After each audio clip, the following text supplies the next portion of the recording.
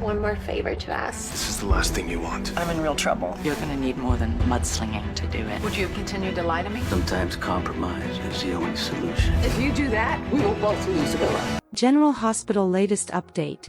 Chaos hits Port Charles as a bold new threat sets sights on Sonny. Meanwhile, Drew's world is rocked after witnessing Willow, Michael, and the kids playing happy family. With Natalia spiraling, Curtis at a crossroads, and secrets exploding, General Hospital just dropped its most explosive episode yet. Hello everyone, welcome to my channel. I hope everyone is having a wonderful day. After watching these videos, please hit the subscribe button and give this video a thumbs up. Someone finds a new way to target Sonny, and Drew is caught off guard by what he witnesses. Today on General Hospital, Sasha and her baby receive several visitors. Cody and Molly connect at the Metro Court pool, and Marco seems wary of his father's intentions. Out on their home patio, Curtis and his dad talk about Drew and Kai, hoping that Kai sees the truth about the congressman. Marshall changes the topic to Porsche, who went back to work quickly, and he felt she used work to get out of the house. He asks what is going on.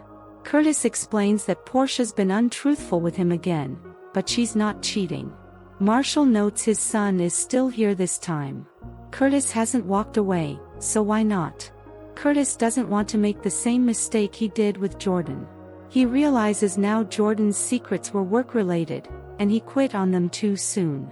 Marshall suggests he give Porsche the second chance he couldn't give Jordan. Natalia's drinking problem. At the PCPD, Molly walks into the interrogation room to find a very drunk Natalia. Natalia rambles that she's being set up because she's friends with Sonny. Molly informs Natalia of the charges against her, and she can't prosecute her, as they have a relationship. Natalia doesn't know her, but Molly knows her as the homophobe who upended her sister's life. Molly says she'll send someone else in and departs. Natalia sobers up and has her handcuffs taken off by an officer. She then calls Marco, who ignores her call, and it goes to voicemail. She leaves a message crying that she's in real trouble and needs his help, so please come to the PCPD as soon as he can. Marco seems suspicious. At Windmere, Jordan and Jens wrap up a meeting when Marco arrives. Jordan is about to go but has one final suggestion for Jens about Henry Dalton. She thinks they could use Dalton's research to showcase Jens' philanthropy, but Jens says Dalton's work on energy isn't yet ready to go public.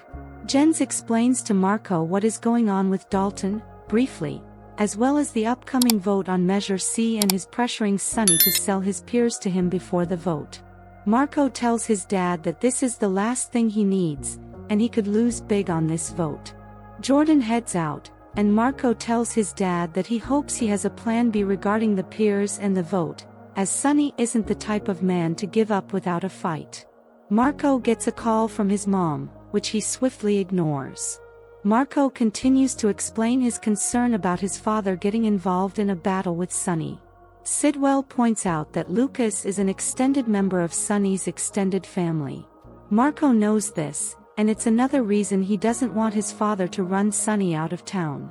Marco thinks his father is a successful businessman and doesn't need to pursue what Sonny has. He also doesn't think it would look good for his father to go after Sonny's businesses. Jens says he has no plans to change the ways he does business or how he lives his life, but he'd still like him to be his right-hand man. Turner targets Sonny. In the park, a jogging ADA Turner catches Anna and Jason as they are about to split after their talk, and wonders if she's interrupting a meeting. Anna says they are doing no wrong, and Jason takes off. Turner tells Anna that her position is compromised, which is affecting her ability to lead the PCPD. As they bicker, Anna tells Turner it's clear she's setting herself up to run for DA against Robert, and she'll need more than mudslinging to beat him. Turner claims she's not campaigning yet. However, she thinks Port Charles needs new, younger blood. She points out that neither Sonny nor Jason has been arrested and put behind bars, and that Anna has a relationship with both of them. Anna tells her goodnight and walks off. Turner then gets a call about Natalia's arrest and wants to handle it herself. Turner shows up at the police station and tells an officer to get her any priors Natalia has, and that she wants to know everything about the woman. Turner then goes to see Natalia, who refuses to talk without her lawyer present. Turner suggests they talk about Sonny while they wait for her lawyer. Jordan offers advice. Jordan stops by Curtis' place to check in on him. He tells her that Porsche is at GeneralHospital, and he is unsure what will happen with his marriage. He confides in her about Porsche's latest batch of lies, including hiring Jacinda to drug Drew. Jordan tells Curtis to take time to think, instead of reacting and ending his marriage. If he wants to save his marriage, he'll find a way. All he knows is that Porsche is vulnerable to Drew, and he doesn't know what to do about his marriage until Porsche is safe from the congressman. Drew and Nina trade threats. Nina bangs on Drew's door and demands he open it. He answers the door and tells her that Willow isn't here, but the moment she's home, he is telling her what Nina did to him. Nina warns him they'll both lose Willow if he does that. She threatens to tell Willow about Drew sleeping with her while falling in love with her daughter.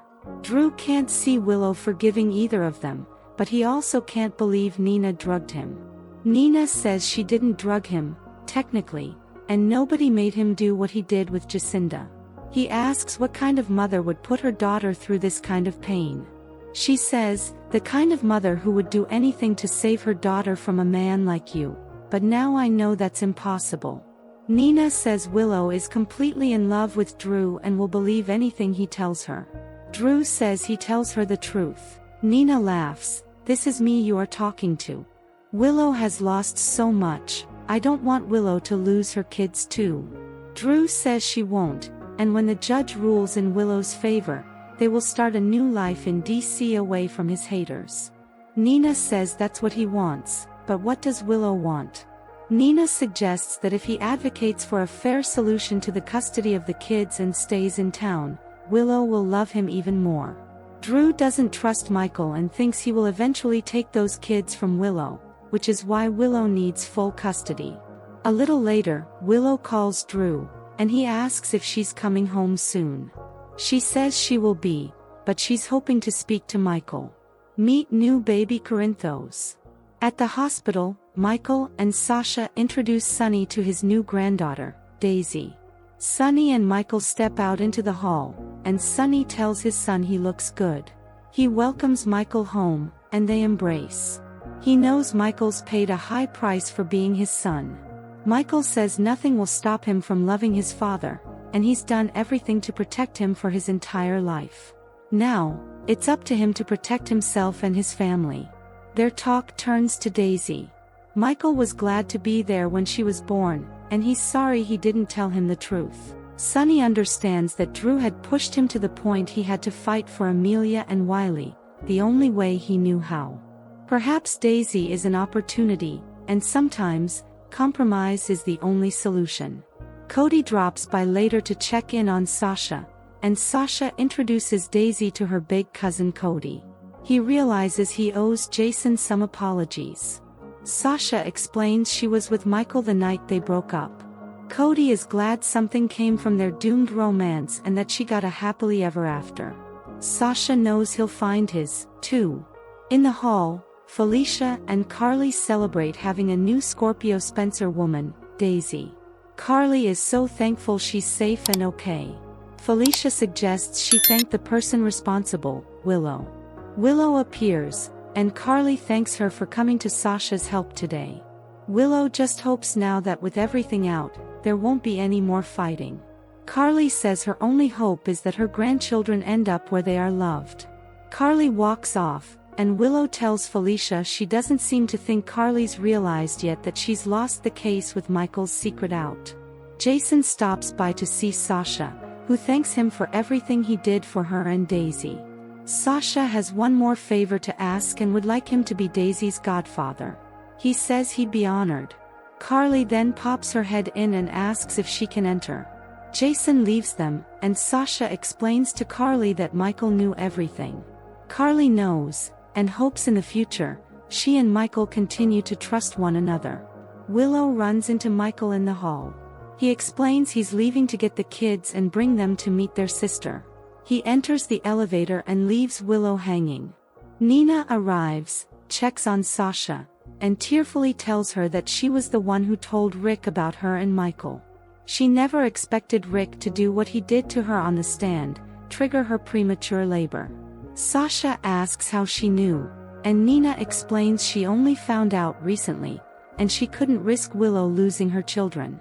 Sasha knows she loves Willow, but does she think those kids are better off with Drew and Willow full-time? Nina can't defend what Drew and Willow are doing, but ultimately, she has to protect her daughter. However, she loves Sasha too, and is sorry she hurt her. Sasha says she's too tired to fight or hold grudges, and she has her daughter now. However, they both know Willow will keep making terrible choices with Drew in her life. In the hall, Carly confronts Jason about how long he's known about Michael and Sasha. He tells her that he put it together in the burn unit when Michael asked to speak to Sasha. Carly asks him if the secret hadn't come out, would he have continued to lie to her? Jason was only doing what Michael and Sasha asked of him. Carly gets it, but is still annoyed that he didn't tell her. He explains they couldn't, as she would have been overexcited and given everything away. Cody has reason to celebrate. Molly shows up at the Metro Court pool and finds Cody with his feet in the pool, drinking a beer. He suggests she join the celebration as she must be off the clock.